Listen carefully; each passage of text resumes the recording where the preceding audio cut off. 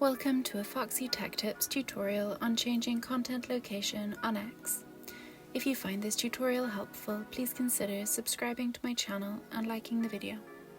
The content you are shown on X will automatically be content based on your current location, or whatever location that you set when you created your X account. You can change your content location in the settings to see content from a different location.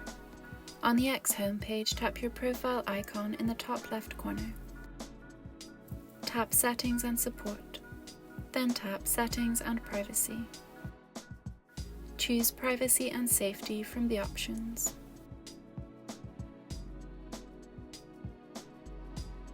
Then tap Content You See. Tap Explore Settings at the bottom of the list. Turn off the toggle to the right of Show Content in your current location. Then tap Explore Locations.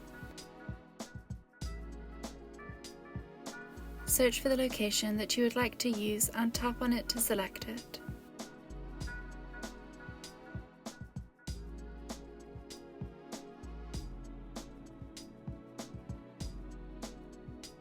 Your Twitter feed will now be in the location that you selected.